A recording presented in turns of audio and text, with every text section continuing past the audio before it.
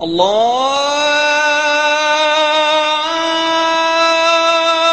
அக்பர் அல்லாஹு அக்பர் அல்லாஹு அக்பர் அல்லாஹு அக்பர் أشهد أن لا إله إلا الله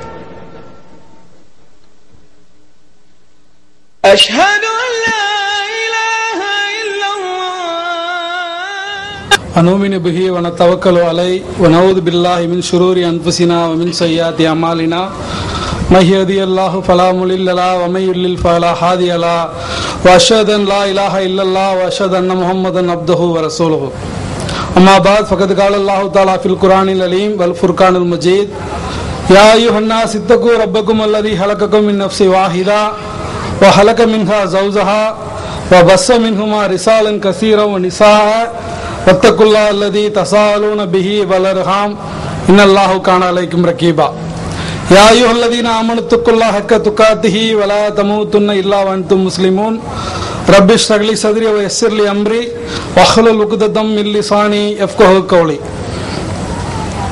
வார்த்தைகளின் வர்ணனைக்குள் சிறைப்படுத்த முடியாத அந்த ஏக இறைவனை துதித்தவனாக அவனுடைய சாந்தியும் சமாதானமும் இந்த உலகத்தின் இறுதி தூதர் அகிலத்தின் அருட்கொடை நமது வாழ்வியல் வழிகாட்டி முஹம்மது நபி ஸல்லல்லாஹு அலைஹி வஸல்லம் அவர்கள் மீதும் அவர்களுடைய கண்ணியமிக்க குடும்பத்தினர்கள் சத்திய சஹாபாக்கள் தாபீன்கள் தபோ தாபீன்கள் இமாம்கள் ஷுஹதாக்கள் மேலும் இந்த இஸ்லாத்தை அதன் முழுமையான வடிவில் தெரிந்து கொள்ள வந்திருக்கும் நம் அனைவர்கள் மீதும் அந்த வற்றாத பெருங்கருணையாளனுடைய சாந்தியும் சமாதானமும் என்றென்றும் நின்று அருள் புரியட்டுமாக.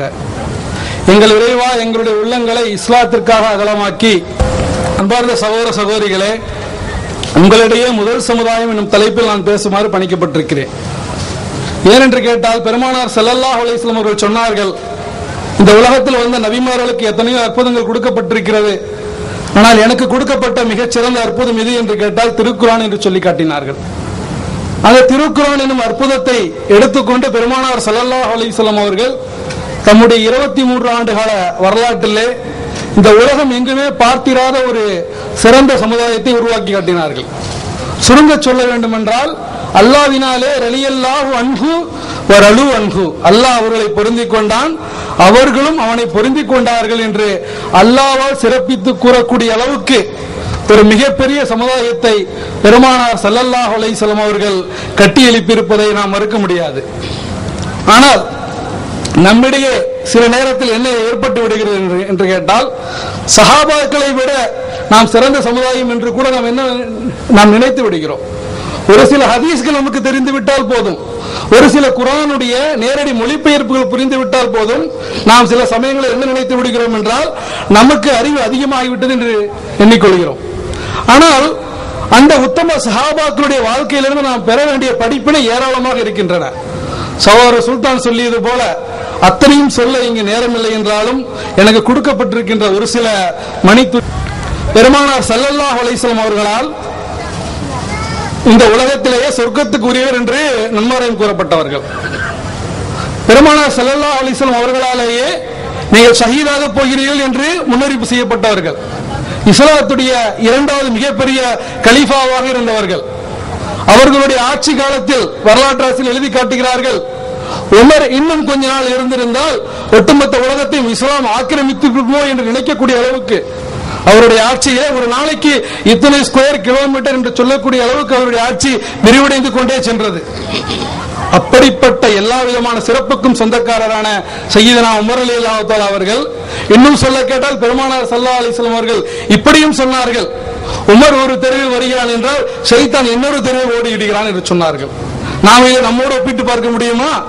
உமர் ஒரு தெருவில் வந்தா ஷைத்தான் இன்னொரு தெருவில் ஓடிப்போகிறான் என்று சொன்னார்கள். ஆனால் நம்முடைய நிலைமை என்ன? சைத்தானுக்கு நம்மை விட ஒரு மிகப்பெரிய நண்பன் இல்லையோ என்று நினைக்கக்கூடிய அளவுக்கு என்ன இருக்கு நம்முடைய நிலைமையில் இருந்து கொண்டிருக்கிறது. நாம் என்ன சொல்கிறோம்? இந்த சஹாபாக்களை விட நாம் உயர்ந்தவர்கள் என்று நாம் சில போது சொல்லவும் செய்கிறோம், சில போது என்ன பண்றோம், எண்ணிக்கொள்ளவும் செய்கிறோம். ஆனால் இந்த உமர் ரலியல்லாஹு தஆலா அவர்கள் மரணப்படுக்கையில இருக்கிறார்கள். மரணப்படுக்கையில இருக்கும் போது அவர்கள் கேட்ட முதல் கேள்வி என்ன தெரியுமா? அவர்களை கத்தியால் குத்தி கொலை செய்து விட்ட பிறகு அவர்கள் கேட்ட முதல் கேள்வி, என்னை கொலை செய்தது யார் என்று கேட்டார்கள். என்னை கொலை செய்தது யார் என்று கேட்ட போது பாரசீக அடிமை அபூலுல்லா என்று சொல்லப்பட்ட போது இறைவனை புகழ்ந்தார்கள். எதற்காக தெரியுமா? என்னை ஒரு முஸ்லீம் கொல்லவில்லை, என்னை ஒரு முஸ்லீம் கொன்று அதன் காரணத்தினால் நரகத்துக்கு செல்லவில்லை என்பதை நினைத்து முதலில் அழுத வரலாற்றுக்கு சொந்தக்காரர்கள் உமர் ரலியல்லாஹு தஆலா அவர்கள். தன்னை கொலை செஞ்சிருக்கிறானே, அவனை பிடிக்கணுமேங்கிற சிந்தனை இல்ல, மாறாக தன்னை கொலை செய்து ஒரு முஸ்லீம் நரகத்துக்கு போய்விடக் கூடாது என்று அஞ்சினார்கள். அந்த சக்கராத்துடைய ஹால்ல கூட, அந்த இறுதி நேரத்திலே கூட அவரை பார்ப்பதற்கு எத்தனையோ மனிதர்கள் வந்து கொண்டிருக்கிறார்கள். அப்போது ஒரு மனிதர், அந்த அவருடைய ஆடை கணுக்காலுக்கு கீழே இருக்கிறது.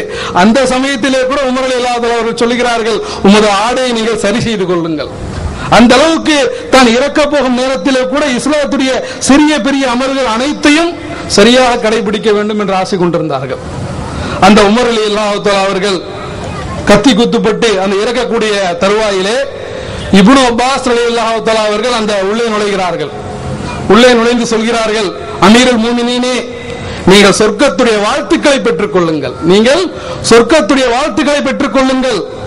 மக்கள் இந்த மார்க்கத்தை நம்ப மறுத்த போது நீங்கள் நம்பிக்கை கொண்டீர்கள், மக்கள் கைவிட்ட போது தாங்கள் ஜிஹாதில் ஈடுபட்டீர்கள், உங்கள் மேல் திருப்தியுட்ட நிலையிலேயே நபிகளார் மரணித்தார்கள், உங்களை கலீஃபாவாக நியமித்ததில் யாருக்கும் எதிர்ப்பில்லை, நீங்கள் ஷஹீதாக மரணித்துள்ளீர்கள் என்று உமர் ரலியல்லாஹு தஆலா அவர்கள் என்ன பண்றாங்க, சிலாகித்தவாறு சொல்கிறார்கள். அப்போது உமர் ரலியல்லாஹு தஆலா அவர்கள் சொல்கிறார்கள், ஓ இப்னு அப்பாஸே, சற்று முன் என்னிடம் கூறியவைகளை நாளை மறுமை நாளில் இறைவன் முன்னால் எனக்காக நீங்கள் சாட்சி கூறுவீர்களான்னு கேட்கிறாங்க. இத்தனையும் கேட்டுவிட்டு அவருடைய உள்ளம் என்ன பண்ணல, புறஆகிதம் அடையவில்லை. இப்ப எப்படி சொல்றீங்களே, நாளைக்கு மறுமை நாள் என்ன அல்லாஹ்வின் முன்னால் இதே சாட்சியத்தை கூறுவீர்களா என்று கேட்டபோது அலி பின் அபூ தாலிப் ரலியல்லாஹு தஆலா அவர்கள் கூறுகிறார்கள், நிச்சயமாக அமீருல் மூமினீன் அவர்களே, அல்லாஹ்வின் முன்னாலும் நாங்கள் இதே சாட்சியை கூறுவோம் என்று சொன்ன ஒரு நிகழ்வை பார்க்கிறோம். இத்துணை விஷயங்களையும் கேட்ட பிறகு உமர் ரலியல்லாஹு தஆலா அவர்கள் சொல்கிறார்கள், இறைவன் மேல் ஆணையாக இந்த உலகத்தில் உள்ள தங்கத்தையும் வெள்ளையும் செலவிட்டாவது மரணத்திற்கு பின்னால் உள்ள ஆபத்தை நான் தவிர்க்க நாடுகிறேன். அதாவது அவங்களை ரசூலுல்லாஹ் முன்னறிவிப்பு செய்துட்டாங்க, அவர்கள் சொர்க்கத்துக்குரியவர்கள் உறுதியாகிவிட்டது. இத்தனை சஹாபாக்கள் அவர்களை புகழ்கிறார்கள், இருந்தாலும் என்ன பண்ணல, அவர்களுக்கு அவர்களுடைய உள்ளம் பயந்து கொண்டிருந்தது. அதனால சொன்னாங்க, எல்லாத்தையும் செலவிட்டாவது என்ன அந்த மறுமை நாளுடைய தண்டனையிலிருந்து நான் பாதுகாப்பு பெற நாடுகிறேன் என்று சொன்னார்கள்.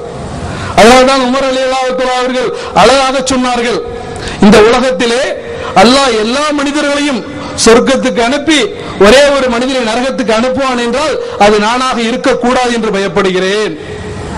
அல்லாஹ் எல்லா மனிதனையும் சொர்க்கத்துக்கு அனுப்பி ஒரே ஒரு மனிதனை நரகத்துக்கு அனுப்புவான் என்றால் அது நானாக இருக்கக்கூடாது என்று பயப்படுகிறேன். அதே சமயத்தில் அல்லாஹ் தஆலா எல்லா மனிதர்களையும் நரகத்துக்கு அனுப்பி ஒரே ஒரு மனிதனை சொர்க்கத்துக்கு அனுப்புவான் என்றால் அது நானாக இருக்க வேண்டும் என்று ஆசைப்படுகிறேன். இப்படி அல்லாஹ்வின் மீது அன்பும் வைத்திருந்தார்கள், ஆசையும் வைத்திருந்தார்கள். அதே சமயத்தில் என்ன, அல்லாஹ்வின் மீது பயமும் வைத்திருந்தார்கள். ஆசைக்கும் அச்சத்திற்கும் இடையே உள்ளதுதான் தக்வா என்ற சொல்லுக்கு ஏற்றவாறு ஒரு அழகான முன்னுதாரணமாக திகழ்ந்தவர்கள் உமர் ரலியல்லாஹு தஆலா அவர்கள். அதே போல இந்த உமர் ரலியல்லாஹு தஆலா அவர்களை பற்றி அன்னை ஆயிஷா ரலியல்லாஹு தஆலா அவர்கள் சொல்லி காட்டுகிறார்கள். அதாவது உமர் ரலியல்லாஹு தஆலா அவர்கள் மரணித்த பிறகு அவர்களுடைய உடல் பெருமானாரோடு அபூபக்கரோடு என்ன பண்ணப்படுகிறது, அடக்கம் செய்யப்படுகிறது. அப்போது ஆயிஷா ரலியல்லாஹு தஆலா இடத்தில் அனுமதி கேட்கிறார்கள். அப்ப ஆயிஷா ரலியல்லாஹு தஆலா சொல்றாங்க, அந்த இடத்தில் நான் புதைக்கப்பட வேண்டும் என்று எண்ணி இருந்தேன், ஆனால் உமர் கேட்டு விட்டதால் உமருக்கு அந்த இடத்தை நான் தருகிறேன் என்று சொன்னார்கள். அந்த ஆயிஷா ரலியல்லாஹு தஆலா சொல்றாங்க, உமர் இறப்பதற்கு முன்னால் நான் அந்த இடத்துக்கு செல்லும் போது அங்க யார் இருந்தாங்க, அவங்களுடைய கணவர், அவங்களுடைய தந்தை, இருவருடைய உடல்களும் இருந்தது. அங்க நான் சாதாரணமா போயிட்டு வருவேன், ஆனால் உமரை அடக்கம் செய்த பிறகு நான் வெட்கத்தினால் புர்காவை அணிந்து கொண்டு செல்வேன் என்று சொல்லக்கூடிய அளவுக்கு என்ன உமர் அந்த அளவுக்கு என்ன ரோஷமுள்ள ஒரு மனிதராக இருந்ததை நாம் பார்க்கிறோம். அதனால்தான் அப்துல்லா இப்னு மசூத் ரலியல்லாஹு தஆலா அவர்கள் சொல்லி காட்டுகிறார்கள், இந்த உலகத்திலே உமரின் அறிவை ஒரு தட்டிலும், உலகத்தில் உள்ள எல்லாருடைய அறிவை ஒரு தட்டிலும் வைத்தாலும் உமருடைய அறிவுதான் கனத்தால் மிகைத்திருக்கும். உமர் முஸ்லீம் ஆனது இஸ்லாத்திற்கு வெற்றி, உமரின் ஹிஜ்ரத் இஸ்லாத்திற்கு ஆதரவு, உமரின் ஆட்சி ஒரு கருணை மிக்க ஆட்சி என்பதாக இப்னு மஸ்ஊத் மாத்திரமல்ல, எத்தனையோ சஹாபாக்கள், சையதுனா உமர் ரலியல்லாஹு தஆலா அவர்களை புகழாத சஹாபாக்களே இல்லை. அதே போல சையதுனா உமர் ரலியல்லாஹு தஆலா அவர்களை குறித்து பெருமானார் ஸல்லல்லாஹு அலைஹி வஸல்லம் அவர்கள் எத்தனையோ தடவை சிலாகித்து சொல்லியிருக்கிறார்கள். இத்தனையும் இருந்தாலும் கூட அதே சையதுனா உமர் ரலியல்லாஹு தஆலா அவர்கள் மரணிக்கும் போது என்ன செய்தார்கள் தெரியுமா?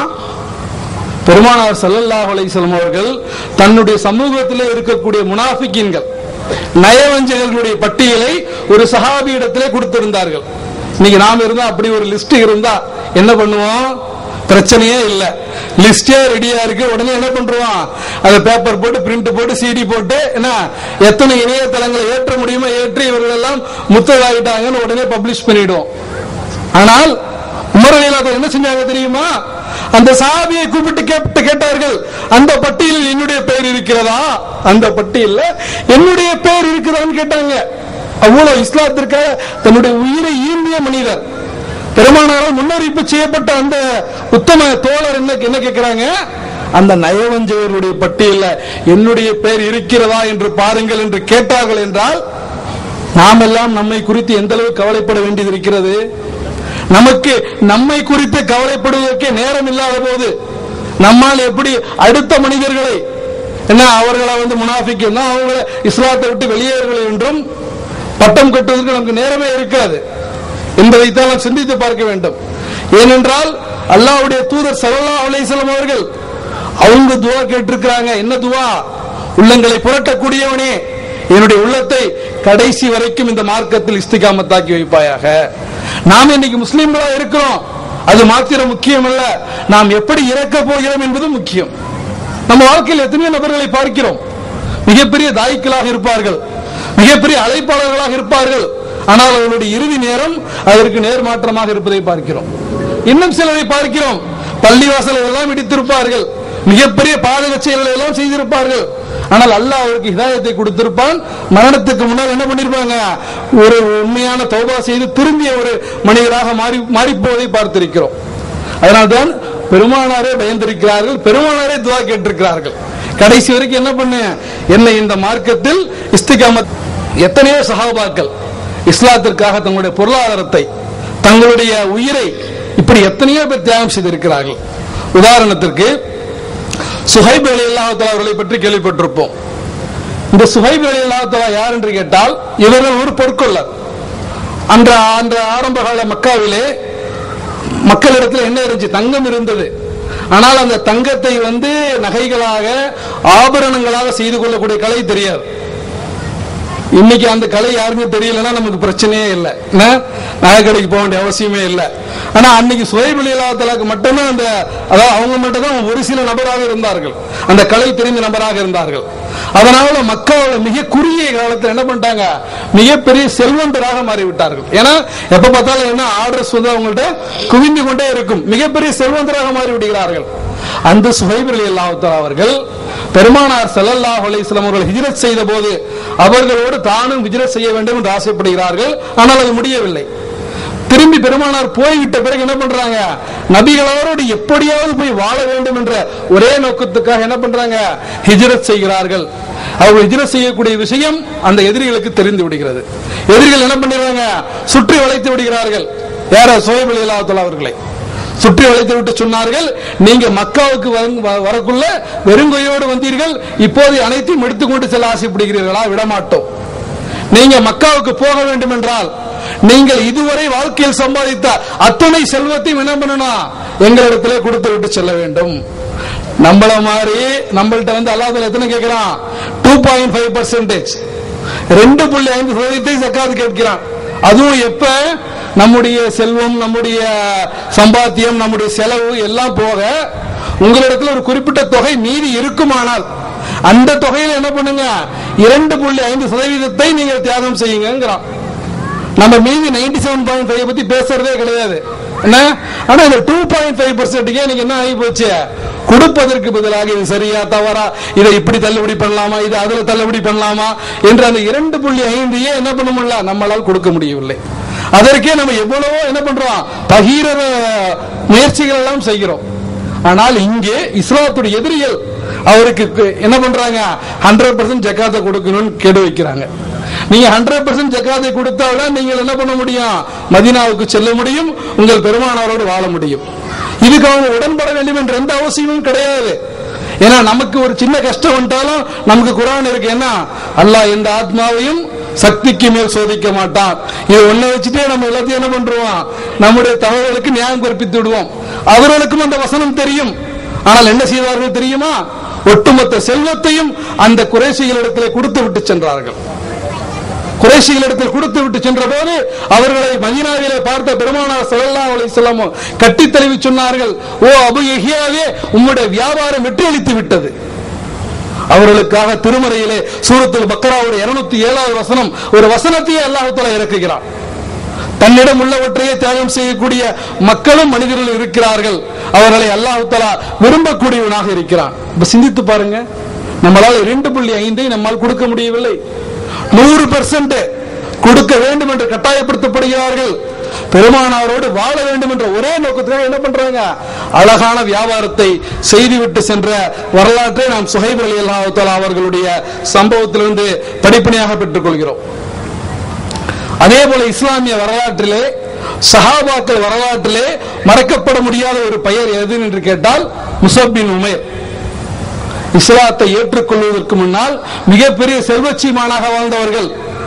முஸப்பை பற்றி வரலாற்று ஆசிரியர்கள் சொல்லி காட்டுகிறார்கள், முஸப் ஒரு தடவை ஒரு ஆடையை அணிந்தால் அடுத்த தடவை அந்த ஆடை அணிய மாட்டார். அதாவது இந்த காலத்துடைய மிகப்பெரிய மில்லியனர்ஸ் பேசுறோமே, இந்த காலத்துடைய மிகப்பெரிய பில்லியனர்ஸ், அதை போல அந்த காலத்துடைய அந்த அரேபியாவிலே மிகப்பெரிய செல்வந்தராக மிகப்பெரிய சீமானாக வாழ்ந்தவர்கள் முஸப் பின் உமர்.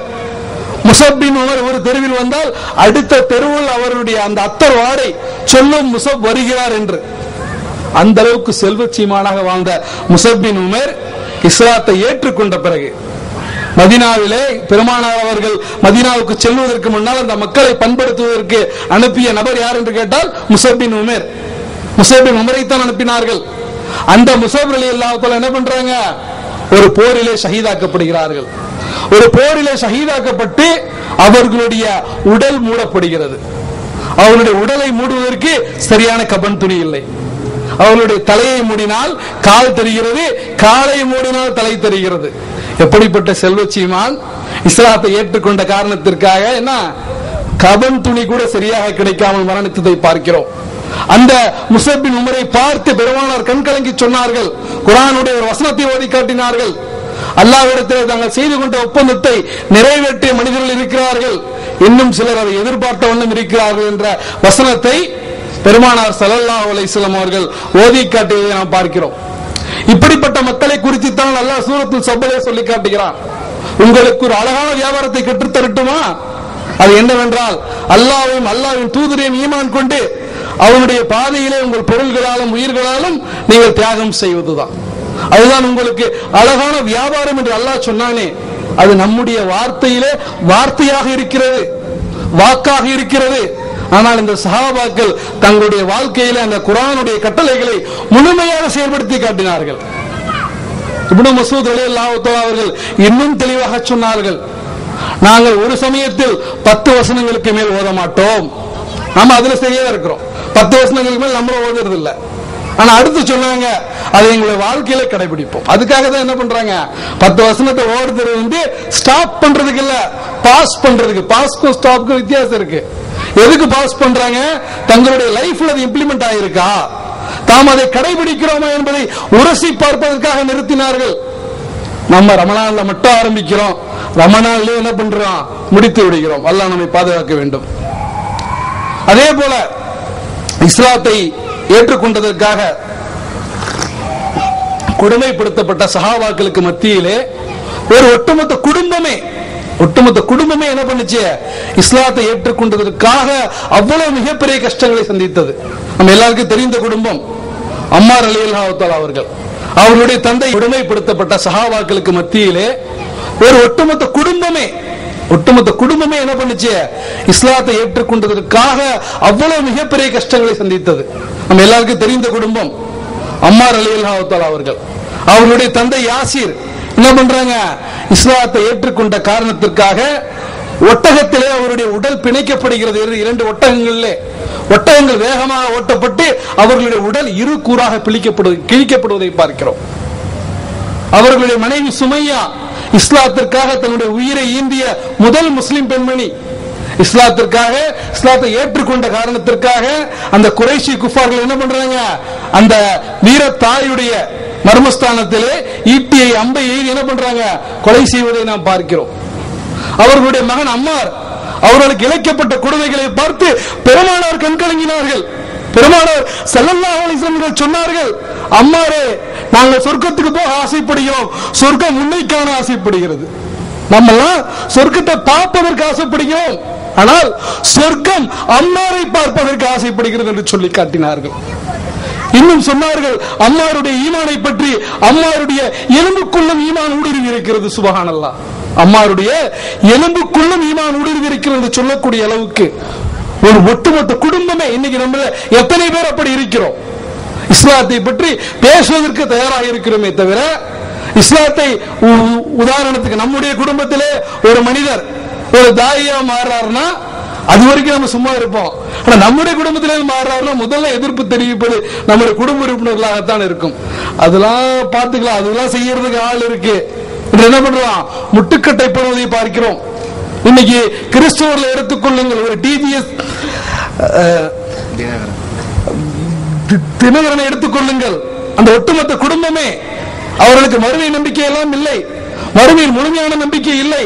ஆனால் அந்த ஒட்டுமொத்த குடும்பமே கிறிஸ்துவத்துக்காக ஊழியம் புரிவதை பார்க்கிறோம். இன்னும் நம்ம எத்தனை பேர் அப்படி தயாராக இருக்கிறோம்? அப்படி யாராவது ஒரு தாய்க்கள் உழைச்சுத்தோடு பணியாற்ற வந்தாலும் கூட ஒரு சில சின்ன விஷயங்களை செய்துவிட்டால் அவர்களை ஒட்டுமொத்தமாக கேரக்டர் அசசினேஷன் பண்ணி அவர்களுடைய சிறு தவறுகளை பூதகரமாக்கி அவங்க இனிமேல் தாவா பண்ணும் நினைச்சாலும் பண்ண முடியாதபடி செய்து கொள்ளக்கூடிய நிலைமைதான் இன்றைய சமூகத்திலே நாம் நிலவுவதை பார்க்கிறோம். அதே போல இன்னைக்கு நம்ம எத்தனையோ இஸ்லாமிய இயக்கங்கள், எத்தனையோ தனி மனிதர்கள் இஸ்லாத்திற்காகத்தான் அனைத்து உதவிகளையும் செய்கிறோம், மாற்று கருத்தில்லை. ஆரம்பம் அப்படியாகத்தான் இருக்கிறது, இஹ்லாஸோடு தான் ஆரம்பிக்கிறோம். ஆனால் நமக்கு ஒரு கூட்டம் வந்த பிறகு, நமக்கு பின்னால் அணிதிரளுவதற்கு ஒரு படை வந்து விட்டால் நம்முடைய இஹ்லாஸுகள் மறைந்து விடுவதை பார்க்கிறோம். நான் தான் செய்த செயலுக்கு இந்த உலகத்திலேயே எனக்கு பதவி கிடைக்க வேண்டும் என்று ஆசைப்படுகிறோம்.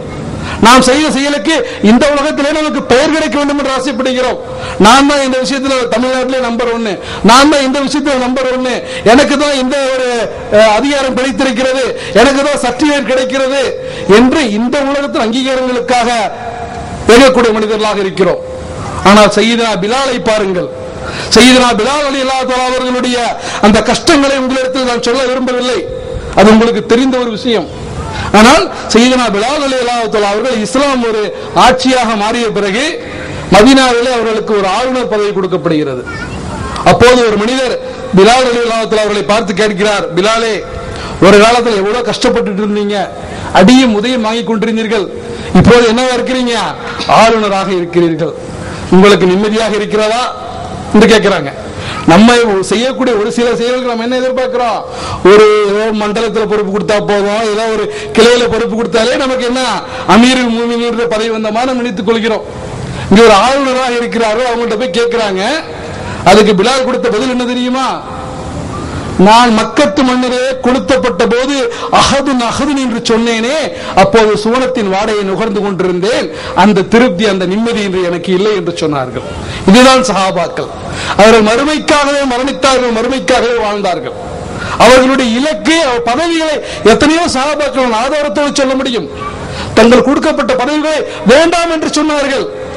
குறிப்பாக உமருடைய ஆட்சி காலத்திலே உமருடைய காலத்தில் கட்டாயப்படுத்தி எப்படியாவது ஆளுநராக இருப்பா அப்படின்னு கட்டாயப்படுத்தக்கூடிய நிலைமைகள் எல்லாம் ஏற்பட்டிருக்கிறது. இன்னைக்கு எப்படியாவது வெளியே போப்பான்னு சொல்லக்கூடிய நிலைமை தான் இருக்கு தவிர நம்ம போய் கெஞ்சி ஒரு ஆளை தக்க வைக்கக்கூடிய அளவுக்கு என்ன இல்ல, நம்மள்ட்ட இஹ்லாஸ் இல்லாத மனிதர்களாக இருந்து கொண்டிருக்கிறோம். அதே போல இன்றைய சமூகத்திலே பார்க்கிறோம், சின்ன சின்ன விஷயங்களுக்கெல்லாம் என்ன சின்ன சின்ன கருத்து வேறுபாடுகள், அதுக்கெல்லாம் என்ன பண்றோம், உடனே பிரிந்து போகக்கூடிய மனிதர்களாக இருக்கிறோம். சிறிய கருத்து வேறுபாடுகள் மனிதர்களாக இருக்கிறோம், சிறிய கருத்து வேறுபாடுகள், அதுக்கெல்லாம் உடனே பண்றோம், பிரிஞ்சு போயிடுறோம். பெருமானாருடைய காலத்தில் கருத்து வேறுபாடுகள் இல்லையா? சஹாபாக்களுடைய காலத்திலே இல்லையா? ஒரு உதாரணத்தை சொல்கிறேன். பெருமானார் ஸல்லல்லாஹு அலைஹி வஸல்லம் அவர்கள் சஹாபாக்களை நோக்கி சொல்கிறார்கள், ஒரு தடவை மதீனாவிலிருந்து பனு குரைஸா என்று சொல்லப்படக்கூடிய இடத்திற்கு சஹாபாக்கள் செல்கிறார்கள்.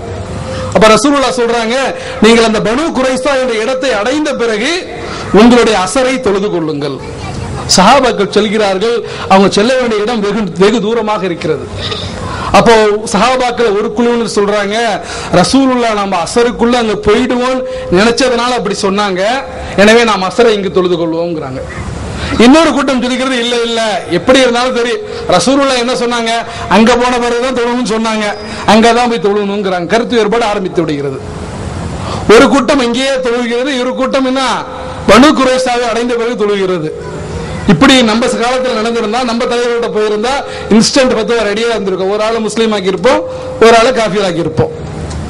அல்லாஹ்வுடைய தூதரிடத்தில் இரு கூட்டத்தை பற்றி சொல்லப்படுகிறது. இந்த சம்பவம் சொல்லப்பட்ட போது அல்லாஹ்வுடைய தூதர் ஸல்லல்லாஹு அலைஹி வஸல்லம் அவர்கள் சொன்னார்கள், அல்லாஹ் உங்கள் இருவருடைய செயலையும் வீணாக்க மாட்டான், அல்லாஹ் உங்களுடைய இருவருடைய செயலையும் வீணாக்க மாட்டான் என்று சொல்லக்கூடிய அளவுக்கு நம் சஹாபாக்களை பார்க்கிறோம். அதே போல சில சமயத்தில் என்ன வரலாற்றை நம் வரலாறாக படிக்க வேண்டுமே தவிர சஹாபாக்களை பற்றிய என்ன அவர்கள் எத்தனை தவறுகள் ஒருவேளை தவறு செய்திருந்தாலும் அல்லாஹ் அவர்களை மன்னிக்க போதுமானவன். என்ன நாம செய்யக்கூடிய காரியத்துக்கு தான் என்ன பண்ணுவான், அல்லாஹ் நம்மிடத்திலே கேள்வி கேட்பான்.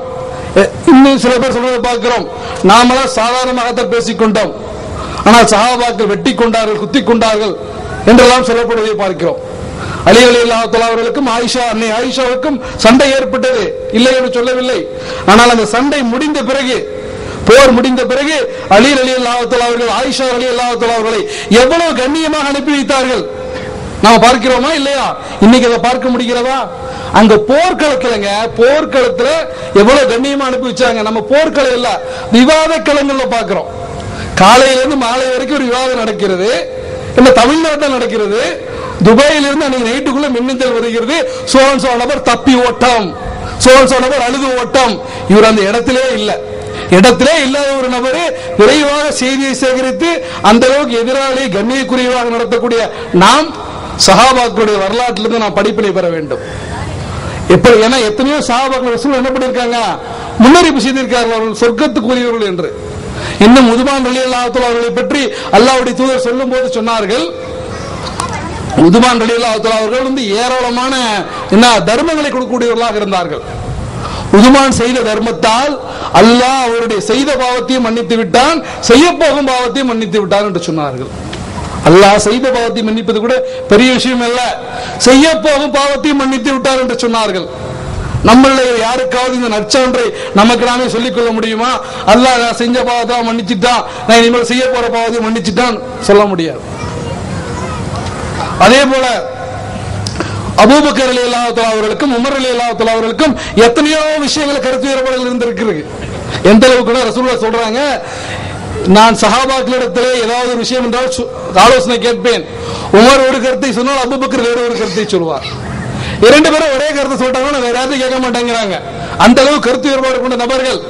ஆனால் பெருமானாருடைய மறைவுக்கு பிறகு யார் கலீஃபாவாக நியமிக்க வேண்டும் என்ற பிரச்சனை வந்த போது அபூபக்கர் ரலியல்லாஹு தஆலா முதலில் உமரை தான் கலீஃபாவுக்கு நிறுத்துகிறார்கள். பிறகு என்ன பண்றாங்க, உமர் ரலியல்லாஹு தஆலாவை மறுத்து அபூபக்கரை கலீஃபாவாக்கியதை பார்க்கிறோம். அதனால்தான் அபூபக்கர் ரலியல்லாஹு தஆலா அவருடைய காலத்தில் ஒரு சம்பவம் நடக்கிறது. என்னன்னு கேட்டீங்கன்னா, இரண்டு நபர்கள் அபூபக்கர் ரலியல்லாஹு தஆலா இடத்திலே வந்து பைத்துல் மாலுக்கு சொந்தமான இடத்தை தங்களுக்கு எழுதித்தார்கள் என்று கேட்கிறார்கள். அபூபக்கர் ரலியல்லாஹு தஆலாவும் அந்த இடம் வந்து விவசாய நிலமா வரிசு நிலமா என்றெல்லாம் பார்க்காம கையெழுத்து போட்டு கொடுத்துறாங்க. போட்டு கொடுத்துட்டு விட்னஸ் சாட்சி கையெழுத்துக்கு நீங்க உமர்ட்டு போங்கிறாங்க. உமரிடம் வருகிறது சாட்சி கையெழுத்துக்கு.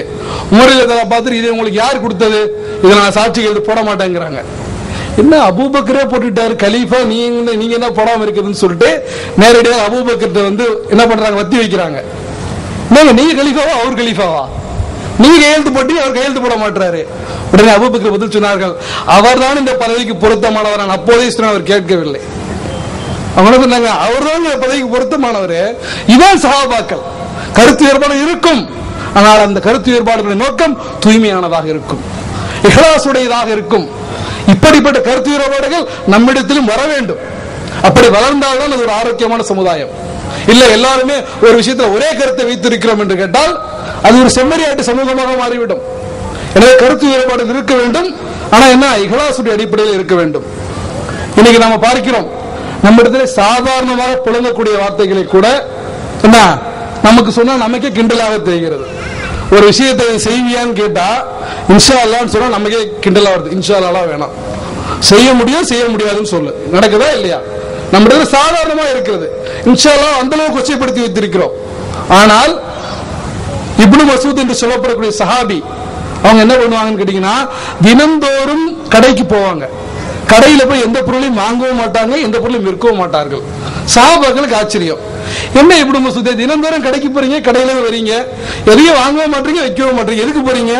அவங்க சொன்னாங்க, கடைக்கு போனால் நிறைய மனிதர்களை பார்க்கலாம், அவர்களுக்கு சலாம் சொல்லலாம். பாருங்க, சலாம் சொல்வதனுடைய சிறப்பை எந்த அளவு உணர்ந்திருந்தார்கள். ஆனால் இன்னைக்கு நம்ம பார்க்கிறோம், சில நேரங்களில் சலாம் சொல்வது கூட நான் என்ன அவனுக்கு சொல்றது, அவன் என்னை விட அந்தஸ்துல குறைந்தவன், அவன் வேறு இயக்கத்தை சார்ந்தவன், அவன் வேறு ஜமாத்தை சார்ந்தவன் என்றெல்லாம் சலாம் சொல்வதற்கு தயங்கக்கூடிய நாம் இந்த விஷயத்திலிருந்து படிப்பினை பெற வேண்டும். அதே போல சஹாபாக்கள் எந்த அளவுக்கு இஹ்லாஸுடைய மனிதர்களாக இருந்தார்கள் என்று கேட்டால், பதவி கொடுத்தாலும் சரி, பதவி கொடுக்கப்படாவிட்டாலும் சரி, அவர்கள் ஒரே மாதிரியாகத்தான் பணியாற்றினார்கள். உதாரணத்துக்கு காலித் பின் வலீத், அல்லாஹ்வுடைய வாள் என்று போற்றப்பட்டவர்கள். அவர்கள் உமர் ரலியல்லாஹு அன்ஹு காலத்திலே, அது உமர் ரலியல்லாஹு அன்ஹுவுக்கு சொந்தக்காரரும் கூட, உமர் ரலியல்லாஹு அன்ஹு காலத்திலே மிகப்பெரிய ஒரு இஸ்லாமிய தளபதியாக இருக்கிறார்கள். காலித் பின் வலீத் எங்க போனாலும் வெற்றி பெற்று விடுகிறார்கள் என்று மக்கள் சொல்லக்கூடிய அளவுக்கு என்ன ஒரு பேச்சு மக்களிடத்திலே உருவாகி விடுகிறது. கிட்டத்தட்ட ஒரு தக்லீதுடைய ஆரம்பம் உருவாகி விடுகிறது. சில சஹாபாக்கள் காலித் பின் வலீத் தலைமையேற்றால் நான் உங்க போவோம் என்று நினைக்கக்கூடிய அளவுக்கு என்ன இந்த நோய் முற்றி விடுகிறது. இதை முளையிலே கிள்ளி எறிய வேண்டும் என்று ஆசைப்பட்ட உமர் ரலியல்லாஹு அன்ஹு என்ன பண்றாங்க, காலித் பின் வலீத் அவரே கமாண்டர் இன் சீஃப், அவரை உடனே பதவி நீக்கம் செய்து சாதாரண ஒரு வீரனாக மாற்றுகிறார்கள். இதை கொஞ்சம் நம்ம இடத்துல சிந்திச்சு பாருங்க. ஒரு அமைப்புடைய தலைவராக இருக்கிறாரு, நமக்கு ஆட்சி அதிகாரம்லாம் இல்ல, ஆட்சி அதிகாரம் என்ன கஷ்டம் என்ன, இதுக்கே நம்மளால முடியல. ஆட்சி அதிகாரம் இல்லாத சாதாரண ஒரு அமைப்புக்கு ஒரு தலைவராக இருக்கிறவர் கொஞ்சம் நினைச்சு பாருங்க. பொதுக்குழுவை கூட்டி நீங்க இன்னையில தொண்டர் அப்படின்னு சொன்னா அந்த அமைப்பு ஒன்னா இருக்குங்கிறீங்க? கிடையவே கிடையாது. அந்த அமைப்பு 2ஆக 4ஆக 6ஆக மாறிவிடும். உடனே அமைப்பாக 2 கூறாக பிளந்து விடும், 2 ஜமாத்துகள் உருவாகிவிடும், 2 கொடிகள் உருவாகிவிடும். ஆனா இங்க காலித் பின் வலீத் அதே ஒரு சாதாரண போர் வீரனாகவும் அதே மாதிரி பணியாற்றினார்கள். சில மனிதர்கள் போய் சொல்றாங்க, காலித் பின் வலீத் நான் போய் உமரிடத்திலே நீதி கேட்போம், நீங்கள் மிகச்சிறந்த வீரர், உமரிடத்தில் நீதி கேட்போம் என்று சொன்ன போது காலித் பின் வலீத் சொன்னார்கள், நான் என்ன உமருக்காக போராடுகிறேன், நான் அல்லாஹ்வுடைய படையிலே போராடுகிறேன். நான் உமருடைய படையில் போராடவில்லை, அல்லாஹ்வுடைய படையில் போராடுகிறேன். நான் போர் வீரனாக இருந்தாலும் பிரச்சனை இல்லை, தளபதியாக இருந்தாலும் பிரச்சனை இல்லை. தன்னை விட வயதிலும் அனுபவத்திலும் குறைந்த உசாமா பின் ஸைதுடைய படையிலே ஒரு சாதாரண போர் வீரனாக காலித் பின் வலீத் வரலாற்றிலே போராடிய காட்சியை நாம் பார்க்கிறோம். அந்த காலித் பின் வலீத் இறக்கக்கூடிய தருவாய் வருகிறது. இறக்கக்கூடிய தருவாயிலே அவங்க அழுகிறாங்க. சுற்றி இருக்கக்கூடிய மக்கள் கேட்கிறார்கள், காலித் பின் வலீதே ஏன் அழுகிறீர்கள்? அல்லாஹ்வுடைய தூதரை ஒரு காலத்தில் எதிர்த்தீங்க, ஆனா இஸ்லாத்தை ஏற்றுக்கொண்டீர்கள், என்ன இஸ்லாத்துக்காக எத்தனையோ போர்களை பங்கெடுத்திருக்கிறீங்க, நீங்கள் எதற்கு அழுகிறீர்கள் கேட்ட போது காலித் பின் வலீத் சொன்னார், நான் இஸ்லாத்திற்காக எத்தனையோ போர்களில் பங்கெடுத்திருக்கிறேன், உண்மைதான். என்னுடைய உடம்பில் எந்த பாகமும் விட்டுவிடவில்லை என்று சொல்லக்கூடிய அளவுக்கு எல்லா பாகங்களும் விழுப்புண்கள் பெற்றிருக்கின்றன. ஆனால் அந்த விழுப்புண்களில் ஒன்று கூட என்னை உயிர் தியாகியாக சோனத்து தோட்டங்களில் பச்சை பறவையாக திறந்து விடவில்லையே. நான் ஒரு ஷஹீதாக இறக்காமல் என்ன ஒரு ஒட்டகம் இறப்பதை போல இறக்கிறேனே என்று அழுது கண் கலங்கினார்கள். ஷஹீதாக நான் மரணிக்க முடியவில்லையே என்று அழக்கூடிய காட்சியை பார்க்கிறோம். அதை பார்த்து சய்யிதுனா உமர் ரலியல்லாஹு அன்ஹு என்ன பண்ணாங்க, அதை பார்த்து அழுதார்கள். அந்த அளவுக்கு இந்த சஹாபாக்கள் என்ன பண்ணாங்க, தாங்கள் ஷஹீதாக மரணிக்க வேண்டும், தாங்கள் அல்லாஹ்வுக்காக போராடி உயிர் துறக்க வேண்டும் என்பதில் என்ன பண்ணாங்க, அளவற்ற ஆசை கொண்ட மக்களாக இருந்தார்கள். அதே போல அந்த சஹாபா மக்களிடத்தில் இன்னொரு குணம் என்னன்னு கேட்டீங்கன்னா, ஒரு தவறை செய்தால் தவறை ஒத்துக்கொள்ளக்கூடிய தன்மை இருந்துச்சு. இன்னைக்கு நம்ம இருக்கக்கூடிய மிகப்பெரிய பிரச்சனை என்னன்னு கேட்டீங்கன்னா, தவறு செய்வது அல்ல, தவறை நியாயப்படுத்துவதுதான் நம்ம இருக்கக்கூடிய மிகப்பெரிய பிரச்சனை. தவறை சுட்டி காட்டப்பட்டால் தவறை திருத்திக் கொள்வதற்கு பதிலாக அந்த தவறை நியாயப்படுத்துவதற்கு என்னென்ன விஷயங்களை எல்லாம் சொல்ல முடியுமோ என்ன பண்றோம், அத்தனை விஷயங்களும் சொல்லிக் கொண்டிருக்கிறோம். ஆனா இங்க பார்க்கிறோம், ஒரு சாதாரண பெண்மணி விபச்சாரத்தை செய்து விடுகிறார்கள். அவங்க விபச்சாரம் செய்தது அவர்களுக்கும் அந்த ஆடவனுக்கும் அல்லாஹ்வுக்கு மட்டுமே தெரியும், யாருக்குமே தெரியாது. ஆனா என்ன பண்றாங்க, மறுமையில ஆதி மனிதர் ஆதம் அலைஹிஸ்ஸலாம் முதற்கொண்டு கடைசி மனிதர் இருக்கக்கூடிய அந்த மஹ்ஷர் மைதானத்துல தான் அசிங்கப்பட்டு விடக் கூடாது என்ற காரணத்தினால அல்லாஹ்வுடைய தூதரிடத்திலே ஓடி வருகிறார்கள். யா ரசூலுல்லாஹ், நான் இந்த மாதிரி தவறை செய்து விட்டேன். அல்லாஹ்வுடைய தூதர் முகத்தை திருப்பிக் கொள்கிறார்கள். அவங்க இந்த பக்கம் வந்து சொல்றாங்க, முகத்தை திருப்பிக் கொள்கிறார்கள், மீண்டும் வந்து சொல்கிறார்கள். உடனே அல்லாஹ்வுடைய தூதர் என்ன பண்றாங்க, நீ வந்து குழந்தையோடு இருக்கிறாய், அதாவது பிள்ளை கட்சியா இருக்கிறாய், நீ என்னவா போய் பிள்ளையை பெற்றெடுத்து விட்டு வா என்று அனுப்புகிறார்கள். உடனே அந்த பெண்மணி போயிடுறாங்க. போயிட்டு குழந்தையை பெற்றெடுத்து, இந்த குழந்தையை பார்த்து கூட என்ன ஆசை வரல, உயிர் வாழணும்னு, தான் எப்படியாவது தண்டனை அனுபவிக்கணுங்கிறதுக்காக ரசூலுல்லாஹ் ஓடியாராங்க. ரசூலுல்லாஹ் சொல்றாங்க, அந்த குழந்தைக்கு என்ன பண்ணுங்க, அதாவது உணவு உண்ணக்கூடிய பருவம் வரும் வரைக்கும் நீ இருந்து விட்டு பிறகு வாங்குறாங்க. திரும்பி 2 வருடங்கள் கழித்து அந்த பெண்மணி ஓடி வராங்க. பயந்து ஓடி வராங்க. எதுக்கு பயந்து ஓடி வராங்க? உயிர் போயிடுங்கிறதுனால அல்ல. இந்த தடவை ரசூலுல்லாஹ் எதையாவது காரணம் சொல்லி அனுப்பிச்சிட்டா, நமக்கு இயற்கை மரணம் சம்பவித்து விட்டால் நாம் அல்லாஹ்விடத்தில் குற்றவாளியா போயிடணுமேங்கிறதுக்காக அந்த குழந்தையுடைய வாயில் சிறு ரொட்டி துண்டை வைத்து அதுக்கு சாப்பிடக்கூடிய வயது வந்து விட்டது என்பதை சூசகமாக உணர்த்துவதற்காக அல்லாஹ்வுடைய தூதரிடத்திலே முன் வந்து கல்லால் எடுத்து கொல்லப்பட்டு ஷஹீதாகிறார்கள். இப்படி நம்ம நினைத்து பார்ப்போமா? அந்த பெண்மணிக்கு அல்லாஹ்வுடைய தூதர் ஜனாசத்துல வைக்கும் போது சையதுனா உமர் ரலியல்லாஹு தஆலா என்ன பண்றாங்க, ஒரு விபச்சாரிக்கு ஜனாசத்துல வைக்கிறீங்களா என்று முகம் சுளித்த போது அல்லாஹ்வுடைய தூதர் சொன்னார்கள், அந்த பெண்மணி கேட்ட துஆவை உங்கள் அனைவருக்கும் பங்கிட்டு கொடுத்தாலும் போதுமானதாக இருக்கும். இன்னொரு ரிவாயத்திலே 70 நபர்களுக்கு பங்கிட்டு கொடுத்தாலும் போதுமானதாக இருக்கும். அவருடைய தௌபாவை அல்லாஹ் தஆலா அந்த ஏற்றுக்கொண்டான் என்று சொல்லக்கூடிய சம்பவத்தை நாம் ஹதீஸ்களே பார்க்கிறோம். அதே போல பக்கத்து வீட்டு தோட்டத்திலே ஒட்டகம் புல் மேய்ந்து விட்டால் அதற்காக தலைமுறையாக சண்டை போட்டுக் கொள்ளக்கூடிய சஹாபாக்கள் எப்படி மாறினார்கள்? ஒரு போர்க்களத்திலே ஹாரித் பின் ஹிஷாம், ஐயாஷ் பின் அபீர் ராபியா, இக்ரிமா பின் அபு ஜஹல் 3 சஹாபாக்களும் வெட்டுப்பட்டு கிடக்கிறார்கள். சஹாபி உயிர் போகிற தண்ணீரை கேட்கிறார், அவரிடத்திலே கொண்டு செல்லப்படுகிறது. பக்கத்தில் தண்ணீர் என்று சத்தம் வரும்போது அவர் அந்த சஹாபிக்கு சையை காட்டுகிறார், அவர் அடுத்த சஹாபிக்கு சையை காட்டுகிறார். கடைசி என்ன பண்றாங்க, 3 பேருமே ஷஹீதாகி இருக்கக்கூடிய காட்சியை நாம் என்ன பண்றோம், வரலாற்றிலே பார்க்கிறோம். அந்த அளவுக்கு உயிர் போகக்கூடிய சமயத்தில் கூட என்ன பண்ணாங்க, சகோதரத்துவத்தை பேணக்கூடியவர்களாக இருந்தார்கள். ஏனென்றால் அல்லாஹ்வுடைய தூதர் அவர்கள் சொன்னார்கள், அபூ ஹுரைரா ரலியல்லாஹு அன்ஹு அறிவிக்கிறாங்க, அபூதாவுல பதிவு செய்யப்பட்ட ஹதீஸ், தன் சகோதரனை 3 நாட்களுக்கு மேல் வெறுப்பதற்கு உங்களுக்கு அனுமதி இல்லை. நீங்கள் அந்த வெறுத்த அதே நிலையிலே இறந்து விட்டால் நரகத்தில் நுழைவார். இன்னும் முஸ்லீம்ல பதிவு செய்யப்பட்ட இன்னொரு ஹதீஸ்ல ஜாபீர் ரலியல்லாஹு தஆலா சொல்றாங்க, அரபு பகுதியில் தொழுபவர்கள் தன்னை வணங்குவார்கள் என்பதிலிருந்து ஷைத்தான் நிராசையாகி விட்டான். எனினும் குழப்பத்தை ஏற்படுத்தி பிளவை ஏற்படுத்துவதில் அவன் நம்பிக்கை வைத்து விட்டான். அந்த ஹதீஸுக்கு கொஞ்சமும் குறைவில்லாமல் நாம் என்ன பண்றோம், சகோதரத்துவம் இன்னைக்கு நம்மகிட்ட அந்த அளவுக்கு சந்தி சேர்க்கக்கூடிய ஒன்றாக இருக்கிறது. சகோதரனுடைய மாமிசத்தை புசிப்பது அல்லாஹ் சொல்லி காட்டுறான், நீங்க புறம் பேசுவது உங்களுடைய சகோதரனுடைய மாமிசத்தை புசிப்பதற்கு சமமானதுன்னு சொல்லி காட்டுறான். ஆனா நீங்க நம்ம என்ன பண்றோம், யாரிடமாவது குறை இருக்காதா, ஏதாவது குறை கிடைக்காதா, அந்த குறையை எப்படியாவது பகிரங்கப்படுத்த மாட்டோமா என்று இயங்கக்கூடிய மனிதர்களாக இருக்கிறோம். அதே போல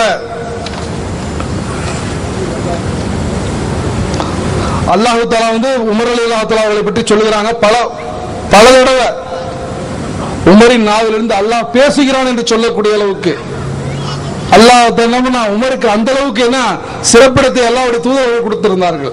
ஒரு தடவை பெருமானார் ஸல்லல்லாஹு அலைஹி வஸல்லம் மனைவிமார்கள் அவர்களை பற்றி உமர் ரலியல்லாஹு தஆலா அவர்களுக்கு ஒரு கருத்து சொல்றாங்க, இவர்கள் முஸ்லிம்களுக்கு தாயை போன்றவர்கள், இவர்கள் பிற பெண்களை போலல்லாமல் அவங்க வீட்டில் இருக்க வேண்டும் என்ற விஷயத்தை சொன்ன போது பெருமானாருடைய மனைவி ஸைனப் என்று நினைக்கிறேன் சொல்றாங்க, உமரே அல்லாஹ்வுடைய வஹி எங்கள் வீட்டுக்கு வருகிறது, நீங்கள் எங்கள் வீட்டு விவகாரத்தில் என்ன குறுக்கீடு செய்கிறீர்களா என்று கேட்டபோது அல்லாஹ்வுடைய தூதர் உமரை ஆதரித்தார்கள். அதே போல அல்லாஹ் என்ன பண்றான், ஒரு வசனத்தையும் இறக்குகிறான் நபியுடைய மனைவிமார்களுக்கு. இப்படியாக எத்தனையோ சஹாபாக்கள் என்ன பண்ணாங்க, அந்த அளவுக்கு இந்த குர்ஆனுக்கு ஏற்ப தங்களை மாற்றிக்கொண்டார்கள். அதிலும் இன்னொரு விஷயம் என்னன்னு கேட்டீங்கன்னா, நாம இன்னைக்கு குர்ஆன்ல ஒரு வசனத்தை எடுத்து சொன்னா ஈஸியா உடனே சொல்லிடுவோம், இது முஸ்லிம், இது நமக்கு கிடையாது, இது யூதர்களுக்கு இருக்கப்பட்டுச்சு, இது கிறிஸ்துவர்களுக்கு இருக்கப்பட்டுச்சு, இது நமக்கு சரிப்படாது என்று என்ன பண்றோம், எல்லாத்தையும் ரிஜெக்ட் பண்ணக்கூடிய மக்களாக இருக்கிறோம். ஆனால் சூரத்துல் ஹுஜராத்திலே வசனம் இறங்குகிறது, என்ன வசனம் கேட்டீங்கன்னா, நபியுடைய குரலுக்கு மேல் உங்களுடைய குரலை உயர்த்தாதீர்கள் என்று அல்லாஹ் தஆலா வசனத்தை இறக்குகிறான். அந்த வசனம் இறங்கி 4 நாட்களுக்கு ஒரு சஹாபி, அவங்க பேர் வந்து தாபித் பின் கைஸ், இந்த சஹாபி என்ன பண்றாங்க, எப்பொழுதும் பள்ளிக்கு தொழ வரக்கூடியவர்கள் தொழுகையை காணவில்லை. ரசூலுல்லாஹ் ஆச்சரியமா போயிடுது, என்னப்பா என்ன ஆச்சு அவருக்கு? அந்த சஹாபி என்ன நினைச்சுக்கிட்டாங்க, அவங்க கொஞ்சம் சவுண்ட் கொஞ்சம் வேகமா பேசக்கூடியவங்க, சவுண்ட் வேகமா பேசக்கூடியவங்க தன்னை நோக்கித்தான் அந்த வசனம் இறக்கப்பட்டது என்று பயந்தவர்களாக அல்லாஹ்வுடைய தூதரை பார்ப்பதற்கு அஞ்சி தன்னுடைய வீட்டில் இருந்து கொண்ட சம்பவத்தை பார்க்கிறோம். அவங்களுக்காக அந்த வசனம் இறங்கல, அது ஒரு பொதுவான வசனம். ஆனா அதை கூட என்ன பண்ணாங்க, தன்னை நோக்கி இறக்கப்பட்டதோ என்று பயப்படக்கூடிய அளவுக்கு சஹாபாக்கள் என்ன பண்ணாங்க, அந்த அளவுக்கு பயப்படக்கூடிய மனிதர்களாக இருந்தார்கள். அதே போல இன்னும் ஒரே ஒரு சம்பவத்தை சொல்லி நிறைவு செய்ய ஆசைப்படுகிறேன். சஹாபாக்கள் எந்த அளவுக்கு இஹ்லாஸுடைய மனிதர்களாக இருந்தார்கள் கேட்டீங்கன்னா, அவர்களுடைய துஆக்களை கூட, அவர் கேட்கக்கூடிய துஆக்களை கூட என்ன பண்ணா, அல்லாஹ் தஆலா உடனுக்குடன் ஏற்றுக்கொள்ளக்கூடியவனாக இருந்தான். ஏன்னா அல்லாஹ்வுடைய தூதர் அழகாக சொன்னார்கள், என்ன அல்லாஹ் யாருடைய துஆவும் என்ன பண்ண மாட்டான், வெறுங்கையோடு திருப்பி அனுப்ப மாட்டான். எப்பனா நீங்க நிராசை அடையாத வரைக்கும் நீங்க என்ன பண்ணக்கூடாது, இல்ல நான் ரொம்ப நாள் அல்லாஹ்ட்ட கேட்டுட்டே இருக்கேன், அல்லாஹ் எதையுமே நிறைவேற்றுவதில்லை என்று நிராசை அடையாத பட்சத்தில் உங்களுடைய துஆக்களை அல்லாஹ் பரிபூர்ணமாக ஏற்றுக்கொள்கிறான் என்பதாக அல்லாஹ்வுடைய தூதர் அவங்க சொல்லி இருக்கிறாங்க. அந்த அடிப்படையில் ஒரு தடவை ஒரு போரிலே அப்துல்லா இப்னு ஜாஷ் ரலியல்லாஹு தஆலா அவர்கள், அவங்க அப்பதான் இஸ்லாத்தை ஏற்ற ஆரம்ப கால முஸ்லிம்களில் ஒருவர், அவர்களும் சாத் பின் அபி வக்காஸ் ரலியல்லாஹு தஆலா அவர்களும் ஒரு போரிலே பங்கு பெறுகிறார்கள். அப்ப 2 பேரும் என்ன பண்றாங்க, துஆ கேட்கிறார்கள். என்ன துஆ? சாத் பின் அபி வக்காஸ் சொல்லி கேட்றாங்க, இறைவா நாளைக்கு நடக்கக்கூடிய போர்ல நான் ஷஹீதாக வேண்டும். இதற்கு பதிலாக அப்துல்லா இப்னு ஜாஷ் அவர்கள் சொல்றாங்க, இறைவா நாளை நடைபெறக்கூடிய போரிலே உன்னுடைய திருப்தியை பெறுவதற்காகவே நான் போராட வேண்டும். என் முன்னால் எதிரி தோன்றும் போது நான் ஆக்ரோஷமாக போராட வேண்டும். உன்னுடைய திருப்தியை பெறுவதற்காகவே நான் ஷஹீதாக வேண்டும். உன்னுடைய ஓப்புக்காகவே நான் கொல்லப்பட வேண்டும். உன்னுடைய பாதையில் என் மூக்கும் காதும் அறுக்கப்பட வேண்டும். மறுமையில் நீ என்னை பார்த்து கேள்வி கேட்க வேண்டும், எங்கே போனது உன்னுடைய காதும் மூக்கும் என்று. அப்போது நான் சொல்ல வேண்டும், இந்த என்னுடைய காதையும் மூக்கையும் அல்லாஹ்வுக்காகவும் அல்லாஹ்வுடைய தூதருக்காகவும் அர்ப்பணித்தேன் என்று சொல்ல வேண்டும். அப்போது நீ பதில் கூற வேண்டும், நீ உண்மையே சொன்னாய், நீ சொர்க்கத்துக்கு செல்வாயா என்று நீ பதில் கூற வேண்டும் என்று துஆ கேட்கிறார்கள். அதை கேட்டுவிட்டு சாத் பின் அபி வக்காஸ் சொன்னார்கள், அவருடைய துஆ மிக ஆழமான துஆ என்று சொன்னார்கள். மறுநாள் போர் நடக்கிறது.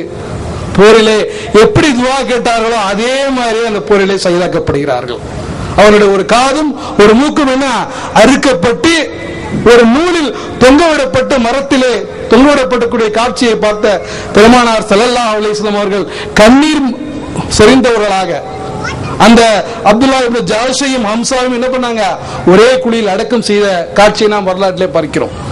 அப்ப அந்த சஹாபியுடைய உள்ளத்தினுடைய இஹ்லாஸ் எந்த அளவுக்கு ஆழமானதாக இருந்தால், எந்த அளவுக்கு பரிசுத்தமானதாக இருந்தால், வெறும் ஷஹீதாகணும்னு ஆசைப்படலவங்க எப்படி ஒரு காதும் ஒரு மூக்கும் அறுபட வேண்டும் என்று ஆசைப்பட்டார்களோ அதே போல அல்லாஹ் என்ன பண்றான், அவர்களுக்கு அதே போல ஒரு ஷஹீதாகக்கூடிய அந்தஸ்தை கொடுத்ததை நாம் வரலாற்றிலே பார்க்கிறோம். இதே போல ஒரு போரிலே ஹந்தக் போர் என்று நினைக்கிறேன், அந்த போர்ல என்ன பண்றாங்க, ரசூல் ஸல்லல்லாஹு அலைஹி வஸல்லம் சஹாபாக்கள் கட்டளையிடுகிறார்கள், என்ன அந்த போர்ல முஸ்லிம்கள் ரொம்ப பலவீனமான சூழல் இருக்கிறாங்க, உங்களால் எந்த அளவுக்கு பொருளாதாரங்களை திரட்டி வர முடியுமோ அந்த அளவுக்கு பொருளாதாரத்தை திரட்டி வாங்கங்கிறாங்க. அப்ப உமர் ரலியல்லாஹு அன்ஹு நினைக்கிறாங்க, இந்த தடவை எப்படியாவது அபூபக்கரை நாம் முந்திவிட வேண்டும் என்று எண்ணியவர்களாக தன்னுடைய சொத்தில் பாதியை எடுத்துக்கொண்டு வருகிறார்கள். பெருமானாரிடம் வந்து சொல்கிறார்கள், யா ரசூலுல்லாஹ், நான் என் சொத்தில் என்ன பண்றேன், பாதியை எடுத்துக்கொண்டு வந்து விட்டேன். ரசூலுல்லாஹ் கேட்டு விட்டு திரும்ப அபூபக்கர்ட்ட போறாங்க, நீங்க என்னப்பா எடுத்துட்டு வந்தீங்க, என்ன விட்டு வந்தீங்க? நான் என்னுடைய சொத்து அனைத்தையும் எடுத்து வந்து விட்டேன், அல்லாஹ்வுடைய திருப்தியும் அல்லாஹ்வுடைய தூதருடைய திருப்தியும் தான் விட்டு வந்தேன்ங்கிறாங்க. அப்ப உமர் ரலியல்லாஹு அன்ஹு சொல்றாங்க, இனி நான் அபூபக்கரை மிஞ்சவே முடியாது. உதுமானை பற்றி நாம் சொல்லவே வேண்டியதில்லை, ரசூலுல்லாஹ் கண் திருவிழா ஒட்டமா வந்து கொண்டிருக்கிறது, அந்த அளவுக்கு அங்க குவிந்து கிடக்கிறது. அங்கு ஒரு சஹாபி வந்து பார்க்கிறார், அவருக்கும் ஏதாவது தர்மம் செய்யணும் என்ற ஆசை வருகிறது, ஆனா என்ன செய்யறதுன்னு தெரியல. ஒரு யூதருடைய தோட்டத்துக்கு போகிறார். தோட்டத்துக்கு போய் என்ன பண்றாரு, அந்த யூதருடைய தோட்டத்திலே அந்த நீரை இறைச்சி ஊற்றக்கூடிய வேலையை செய்கிறார். 2 நாட்கள் அப்படி செய்த பிறகு அவருக்கு ஒரு சாவு நிறைய, அதாவது சாவுன்னு ஒரு கையளவுக்கு என்ன கிடைக்குது, பேரித்தம்பழங்கள் கிடைக்கிறது. அந்த பேரித்தம்பழங்களை எடுத்துக்கொண்டு இந்த இடத்துக்கு வராரு. அங்க வந்து பார்த்தா பொற்குவியல்களும் போர் தளவாடங்களும் காசுகளுமா இருக்கிறது. இந்த சூழலை யாருக்குமே என்ன வரும், இவ்வளவு இருக்கக்குள்ள இந்த ஒரு பேரித்தம்பழத்தை வைத்துக் கொண்டு என்ன செய்ய முடியும் என்று தயங்கியவர்களாக தயங்கி நிற்கிறார்கள். அல்லாஹ்வுடைய தூதர் அருகில் அழைத்து விபரத்தை கேட்டு பின்பு அந்த பேரித்தம்பழத்தை எடுத்து அந்த ஒட்டுமொத்த குவியலின் மீது தூவிவிட்டு சொன்னார்கள், அல்லாஹ் இதை அனைத்தையும் ஏற்றுக்கொள்வான் என்றால் இதன் காரணத்தினால் தான் ஏற்றுக்கொள்வான் என்று சொன்னார்கள். அல்லாஹ் இந்த அத்துணை தர்மத்தையும் இந்த பேரித்தம்பழத்தை கொண்டுதான் அல்லாஹ் தஆலா ஏற்றுக்கொள்வான் என்று சொன்னார்கள். அந்த அளவுக்கு அந்த சஹாபாக்கள் தங்களுடைய வசதிக்கு ஏற்றவாறு, தங்களுடைய பொருளாதாரத்துக்கு ஏற்றவாறு, தங்களுடைய திறமைக்கு ஏற்றவாறு எப்படியாவது இந்த மார்க்கத்துக்காக தங்களுடைய முயற்சியாலோ உழைப்பாலோ இல்ல தங்களுடைய அறிவாலோ தங்களுடைய எழுத்தாலோ தங்களுடைய உடலாலோ தங்களுடைய உயிராலோ தங்களுடைய பொருளாதாரத்தாலோ இஸ்லாத்திற்காக அனைத்து தியாகத்தையும் செய்ய வேண்டும் என்பதிலே முன்னணியில் இருந்தார்கள். அதனால் தான் அல்லாஹ் அவர்களை பொருந்தி கொண்டதாக வரலாற்றிலே கூறுகிறான். அப்ப நாமும் அப்படிப்பட்ட சஹாபாக்களாக உருவாக வேண்டும் என்றால் முதல்ல நம்மள்ட்ட என்ன பண்ணணும், அந்த குர்ஆனை அடிப்படையாக கொண்ட வாழ்க்கை நம்மிடமிருந்து மிளர வேண்டும். சஹாபாக்கள் உருவான விதத்துக்கும் நமக்கும் அதுதான் வித்தியாசம். சஹாபாக்களை பெருமானார் ஸல்லல்லாஹு அலைஹி வஸல்லம் அவர்கள் எப்படி உருவாக்கினார்கள்? முதல்ல அவங்கள்ட்ட போய் சட்டங்களை பேசவில்லை, முதலில் அவர்கள் அக்கீதாவிலே வார்த்தை எடுத்தார்கள். திருக்குர்ஆனுடைய ஆரம்ப வசனங்களை எடுத்து பாருங்கள், எல்லாமே மறுமை பற்றி மட்டும்தான் பேசும், சொர்க்கத்தை பற்றி மட்டும்தான் பேசும், நரகத்தை பற்றி மட்டும்தான் பேசும். அதனால்தான் ஒரு கவிஞன் சொல்லி காட்டினான், ஓ முஸப்பே, எப்படி உங்களால் சொர்க்கத்தை கண்களால் கண்டுகொள்ள முடிந்தது? அல்லாஹ்வுடைய தூதர் வெறும் வார்த்தையில் தானே சொன்னார்கள். அவங்க வார்த்தையில் சொன்னதை நேரடியா பார்த்தா என்ன உணர்வு ஏற்படுமோ அந்த உணர்வோடு அந்த சஹாபாக்கள் பண்படுத்தப்பட்டார்கள். அதற்கு அடுத்தபடியாக அஹ்காம்கள் என்று அஹ்லாக்குகள் என்று சொல்லக்கூடிய நற்பண்புகளை கொண்டு அவர்களை அல்லாஹ்வுடைய தூதர் பண்படுத்தினார்கள். அதற்கு பிறகுதான் அவங்க அஹ்காம்கள் என்று சொல்லப்படக்கூடிய சட்டங்களுக்கே வந்தார்கள். ஆனா இன்னைக்கு நம்ம அக்கீதாவில் பலவீனமாக இருக்கிறோம். அஹ்லாக்கு சொல்லவே வேண்டியதில்லை, இங்க மைனஸ் கீழே எத்தனை போட முடியுமோ அவ்வளவு இருக்கு. நேரடியாக சட்டங்களுக்கு செல்லக்கூடிய காரணத்தினால் நம்ம இடத்தில் ஏற்படக்கூடிய சிறு சிறு கருத்து வேறுபாடுகள் என்ன ஆயிடுது, சகோதரத்தை குலைக்கக்கூடியதாக மாறிவிடுகிறது.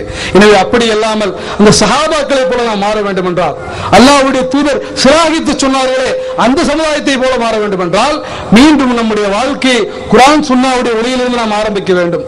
நாம் செய்யக்கூடிய எந்த காரியமாக இருந்தாலும் சரி, அது அல்லாஹ்வும் அல்லாஹ்வுடைய தூதரும் சொல்லி இருக்கிறார்களா, அந்த ஒட்டுமொத்த உலகமே எதிர்த்தாலும் சரி, குர்ஆன் சுன்னா எந்த வழியில் சொல்லி இருக்கிறதோ அந்த வழியில் நம்முடைய ஒட்டுமொத்த வாழ்க்கையை மாற்றிவிடும் போது, அதாவது ஒரு அறிஞர் அழகாக சொல்லி காட்டினார், இஸ்லாம் என்பது டிபார்ட்மெண்ட் ஸ்டோர் அல்ல. நம்ம இப்போ இஸ்லாத்தை அப்படிதான் ஆக்கி வச்சிருக்கிறோம். டிபார்ட்மெண்ட் ஸ்டோருக்கு போய் என்ன பண்ணுவோம், பிடிச்சதை எடுத்துப்போம், பிடிக்காததை வேற கடையில் போய் வாங்கிப்போம். அந்த மாதிரி இஸ்லாத்தை கூறுகளாக பிரித்து வைத்திருக்கிறோம். அப்படி இஸ்லாம் நம்மிடத்திலே மாறிவிடக் கூடாது. இஸ்லாம் நம்முடைய ஆக்சிஜனாக மாற வேண்டும். எனவே அந்த சஹாபாக்களை போல நாமும் உருவாக வேண்டும் என்று சொல்லிக்கொண்டு கடைசியாக அந்த சஹாபாக்களுடைய விஷயத்தில் ஒரு சில துளிகளை உங்கள் முன்னால் வாசித்து இந்த உரையை முடிக்க ஆசைப்படுகிறேன். ஒரு இணையதளத்திலே பார்த்தது, அந்த சஹாபாக்களுடைய முன்மாதிரி சமூகத்தை பற்றி அந்த மனிதர் சொல்லி காட்டுகிறார். எங்கே எமது நபியின் குரல் பிலாலே உமது சுருதி பிறகு இந்த உரையை முடிக்க ஆசைப்படுகிறேன். சஹாபாக்களுடைய வரலாற்றை நாம் படித்துக்கொண்டே சொல்லிக்கொண்டே போகலாம். ஆனால் அது நம்முடைய நோக்கமல்ல. எந்த ஒரு விஷயத்தை நாம் கேட்டோமோ அந்த சஹாபாக்களை போல நாமும் மாறுவதற்கு எல்லாம் அல்ல அல்லாஹ் உங்களுக்கும் எனக்கும் தௌஃபீக் செய்வானாக என்று சொல்லியவனாக என் உரைக்கு திரையிட்டு விடைபெறுகின்றேன். வாஹிரு தவானா அல்ஹம்துலில்லாஹி ரப்பில் ஆலமீன். அஸ்ஸலாமு அலைக்கும் வரஹ்மத்துல்லாஹி வபரகாத்துஹு.